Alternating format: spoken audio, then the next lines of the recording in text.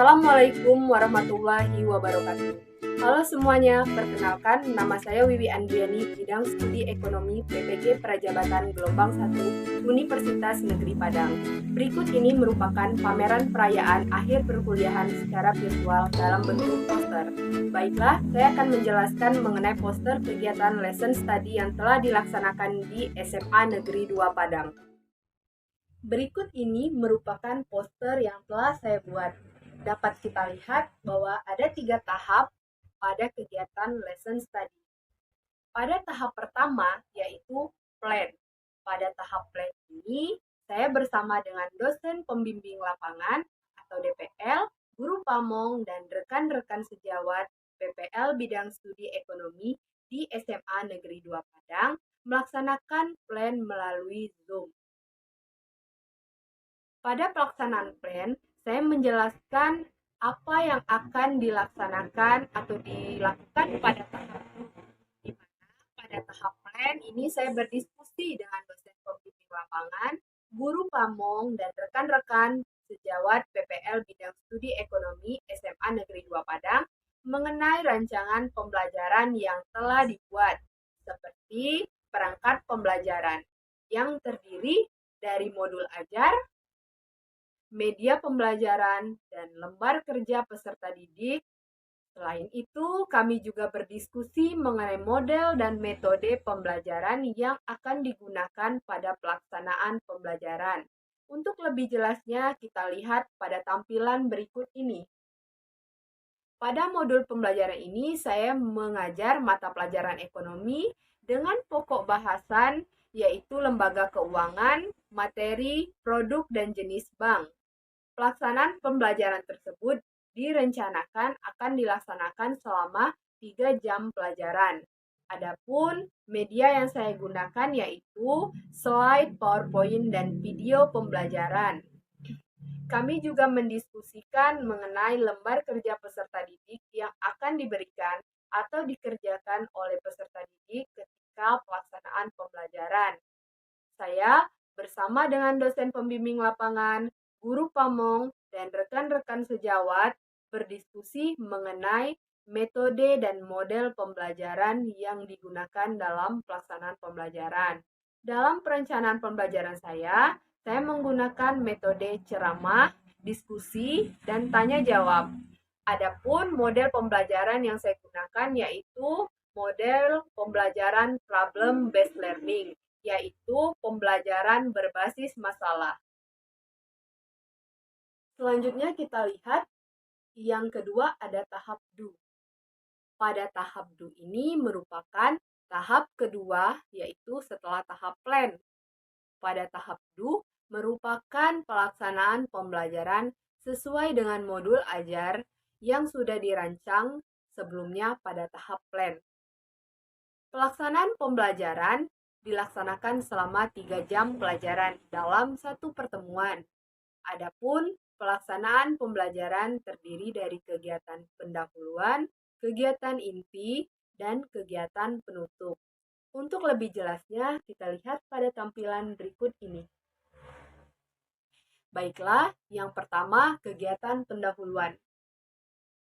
Pada kegiatan pendahuluan, pertama saya melakukan pembukaan dengan salam pembuka, memanjatkan syukur kepada Tuhan Yang Maha Esa dan mengajak peserta didik untuk berdoa sebelum memulai pembelajaran. Yang kedua, saya memeriksa keadaan kelas agar peserta didik merapikan tempat duduknya sebelum memulai pembelajaran. Selanjutnya, saya melakukan absensi peserta didik sebagai penanaman sikap disiplin. Yang keempat, saya menyiapkan fisik dan psikis peserta didik sebelum memulai pembelajaran. Nah, selanjutnya saya memberikan pertanyaan pemantik kepada peserta didik. Nah, setelah pertanyaan pemantik, saya menyampaikan kompetensi yang akan dicapai dan manfaatnya dalam kehidupan sehari-hari, dan menegaskan kembali topik bahasan dan tujuan pembelajaran pada pertemuan yang berlangsung. Oke, yang kedua selanjutnya kegiatan inti.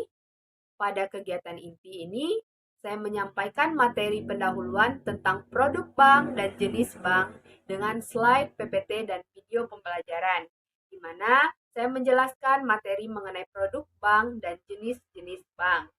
Saya memberikan kesempatan kepada peserta didik untuk bertanya terkait materi yang dijelaskan. Selanjutnya, peserta didik dibagi menjadi 6 kelompok. Kemudian, peserta didik diberikan lembar kerja peserta didik, dan di dalam lembar kerja tersebut terdapat suatu masalah yang harus dianalisis dan diselesaikan oleh peserta didik. Peserta didik lalu melaksanakan diskusi bersama dengan anggota kelompoknya dan mengembangkan ide atau solusi melalui diskusi kelompok tersebut. Saya sebagai guru melakukan monitor, memastikan setiap kelompok dapat memecahkan permasalahan yang ada pada lembar kerja tersebut. Selanjutnya yaitu peserta didik melakukan presentasi mengenai hasil diskusi yang telah mereka diskusikan, dan kelompok lain melakukan tanya jawab terkait yang dipresentasikan. Setelah diskusi, saya memberikan penguatan terkait diskusi kelompok dan presentasi yang telah dilaksanakan. Nah, pada kegiatan terakhir yaitu penutup, saya memberikan apresiasi kepada peserta didik, melakukan refleksi terhadap kegiatan yang telah dilaksanakan peserta didik, dan mengkonfirmasi kepada peserta didik pelajaran apa yang akan dipelajari pada pertemuan berikutnya. Dan saya juga memberikan tugas mandiri untuk dikerjakan di rumah dan dikumpulkan pada pertemuan berikutnya. Setelah semuanya selesai, kami bersama-sama berdoa dan mengucapkan salam untuk menutup pembelajaran pada hari itu. Yang ketiga, pada tahap kegiatan lesson study yaitu tahap C. Kita lihat pada tahap C ini merupakan tahap kegiatan refleksi. Kegiatan refleksi ini dilakukan untuk mengetahui bagaimana pelaksanaan pembelajaran yang telah dilaksanakan dan juga berguna untuk memperbaiki kualitas pembelajaran pada tahap selanjutnya. Kegiatan refleksi telah dilaksanakan bersama dengan dosen pembimbing lapangan DPL, guru pamong, dan rekan sejawat. Untuk lebih jelasnya, kita lihat tampilan berikut ini. Adapun hasil refleksi yang didapatkan adalah: pertama, saya perlu menguasai kelas lebih banyak ketika penyampaian materi pelajaran, sehingga dapat mengendalikan dan membuat peserta didik terlibat aktif.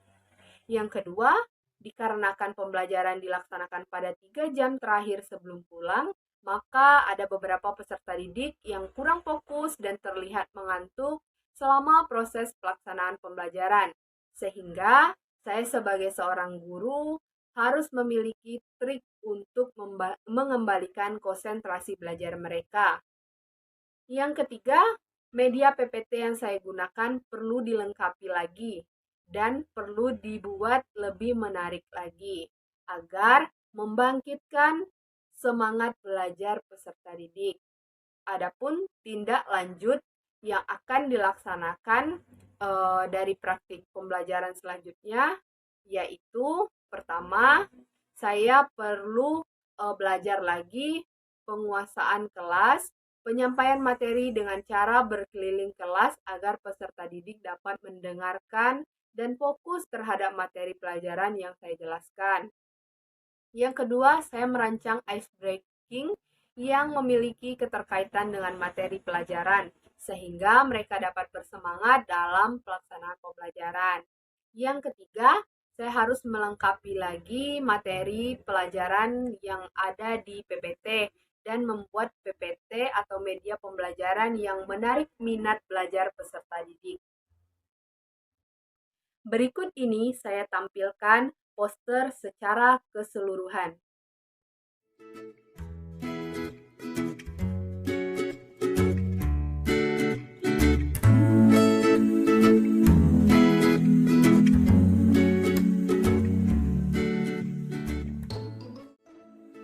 Terima kasih. Wassalamualaikum warahmatullahi wabarakatuh.